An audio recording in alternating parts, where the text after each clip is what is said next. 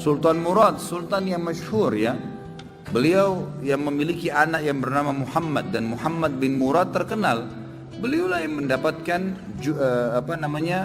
nasib yang luar biasa dari Allah diberikan kepada Sultan Muhammad Murad ini, karena beliau mendapatkan fadilah hadis Nabi SAW yang berbunyi, kalian pasti akan membebaskan Konstantinopel dari kekufuran, akan masuk Islam.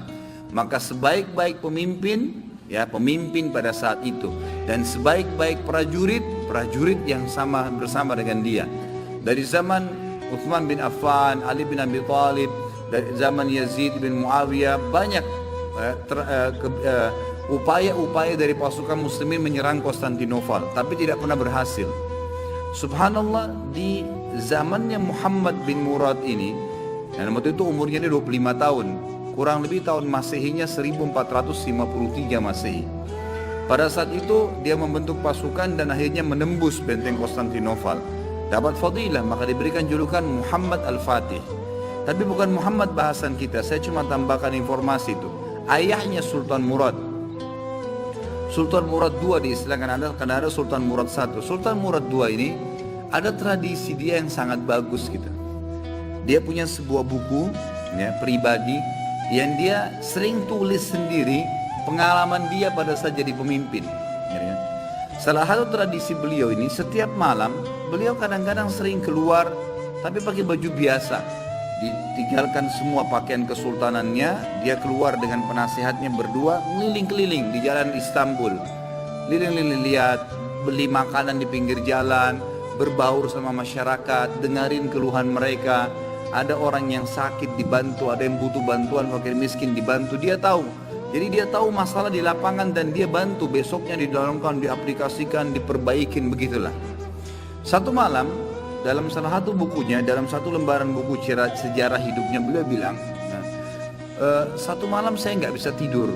Kemudian saya bilang sama penasihat saya, coba malam ini kita sama-sama yuk pergi keluar seperti biasa nyamar. Baiklah, jalanlah berdua ini. Begitu dia jalan, tiba-tiba waktu jalan di salah satu jalan-jalan kecil di Istanbul, ada satu orang jalan pegang botol khamr. Pas depan Sultan Murad, subhanallah, dengan hikmah Allah kepleset orang itu, jatuh, kendi khamrnya pecah, mati tiba-tiba. Di tempat mati orang itu. Waktu mati, biasanya kalau ada orang seperti ini jatuh tiba-tiba, umumnya kan banyak orang yang datang melihat ada apa keadaannya. Waktu itu Sultan Murad tiba-tiba datang dengan penasihatnya, lihat, diperiksa, sudah meninggal orang, diperiksa urat nadi lehernya sudah mati orang ini. Tapi anehnya, nggak ada satu orang pun yang lulalang itu mau lihat, nggak mau ditengok, nggak mau dilihat. Langsung kata Sultan Murad, wahai muslimin, ini ada orang mati, gitu kan? Nggak ada yang nyaut. Dua kali, wahai muslimin, ini orang muslim, oh ini orang mati, nggak ada yang nyaut.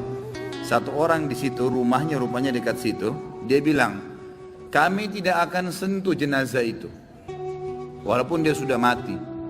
Kata Sultan Murad, kenapa? Dia bilang, tidak anda lihat dia pegang khamar, orang ini fasik, ahli maksiat, setiap malam zina, setiap malam mabuk. Kami nggak mau sentuh jenazahnya, kami nggak mau. Kata Sultan Murad, tapi kan dia dari kaum muslimin.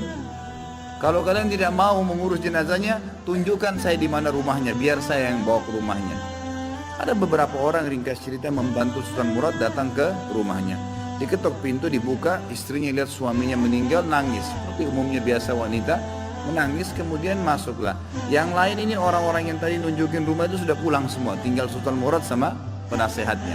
Duduk depan jenazah ini, istrinya nangis. Kata Sultan Murad, saya mau tanya, kenapa waktu tadi suami kamu jatuh, mati ini, gak ada yang mau lihat jenazahnya?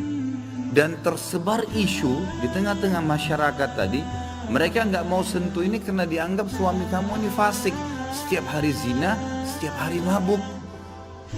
Sultan Murad kaget waktu istrinya tiba-tiba berhenti nangis, langsung dia bilang, saya udah tahu orang akan nilai begitu suami saya, tapi perlu anda tahu suami saya ini bukan pezina, bukan orang mabuk. Sultan Murad bilang, bagaimana bisa? Jelas khamar di tangannya dia, kendinya pecah, saya lihat dia bawa khamar. Dan orang ini bukan satu dua orang memberikan kesaksian, tidak ada satupun orang yang mau bantu jenazahnya. Dia bilang, iya, saya perlu berikan kepada anda kesaksian. Kata istrinya, suami saya ini orang sangat saleh, luar biasa ibadahnya kepada Allah, pada saya dan anak-anak baik, dan dia juga sangat dekat hubungannya dengan Allah. Sholat malamnya nggak ketinggal, kalau siang hari puasa, sedekahnya bagus. Tambah kaget Sultan Murad, bagaimana ceritanya? Dia bilang, suami saya ini punya satu usaha di tengah-tengah kota sini. Setiap hari hasil bisnisnya dia dibagi 3 keuntungannya. Sepertiga dibawa pulang ke rumah untuk saya pakai makan dan minum untuk anak-anak saya. Sepertiga keuntungan diberikan botol khamr, berikan minuman keras. Dia bawa pulang ke rumah, dibuang di WC. Dia nggak minum, dibuang di WC. Terus dia bilang apa depan saya, kata istrinya, dia berikan kesaksian. Setelah dia buang, dia bilang, segala puji bagi Allah, minimal membuat saya mengurangi orang muslim yang mabuk hari ini. Terus sepertiga lagi yang tersisa, dia datangi tempat perzinahan, lalu dia bilang sama yang punya tempat perzinahan, ini berapa orang wanita di sini berzina? 10 orang. Berapa bayarannya kalau perempuan 1 malam sampai besok pagi dibayar? Kata si tempat punya tempat, sekian. Dikasih sama dia, sepertiga untungnya nih, 10 orang ini semua saya booking malam ini. Tutup tempat kalian. Ini sudah milik saya, sudah dapat uang kan? Gak ada perzinahan, tutup. Dia pulang ke rumahnya. Orang pikir waktu dia masuk ke kios khamr, beli khamr, dia minum. Orang pikir waktu dia masuk tempat zina, dia berzina. Padahal sebenarnya dia malah suruh tutup. Dia pulang, kata istrinya, lalu dia bilang, segala puji bagi Allah yang minimal membuat saya malam ini memberhentikan beberapa anak muda muslim zina. Bayangkan, pernah nggak kita terpikir buat perbuatan begini? Nggak terlintas. Tapi karena kedekatannya dengan Allah, Allah bukakan dia jalan ibadah yang tidak masuk di akal kita gitu.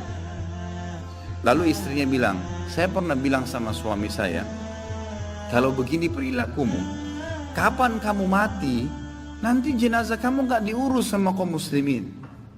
Ternyata terjadi, kata istrinya, jenazahnya gak ada yang urus. Tapi waktu itu suami saya sempat senyum, dan suami saya bilang, tenang aja hai istriku, kalau saya mati, yang sholati saya nanti khalifah, sultan, penasehatnya, dan juga seluruh ulama Istanbul. Sultan Murad waktu itu menangis, lalu mengatakan, suamimu benar, saya Sultan Murad, khalifah muslimin, saya akan urus jenazah suamimu. Saya akan, ini penasehat saya akan sholati, dan saya akan undang seluruh ulama di Istanbul untuk mensolati. Kedekatan diri seseorang pada Allah, Allah akan bukakan kita di lini-lini ibadah yang kita tidak sadar gitu, tidak sangka gitu ya. Begitu pula kisah tadi saya bilang, misalnya kalau ada orang beribadah, ibadah antum itu, sholat, sedekah apa semua, dia bukan cuma sekedar bernilai pahala, kita bisa mendapatkan derajat di surga gitu kan, bisa memberikan ketenangan jiwa, ternyata bisa memecahkan masalah juga.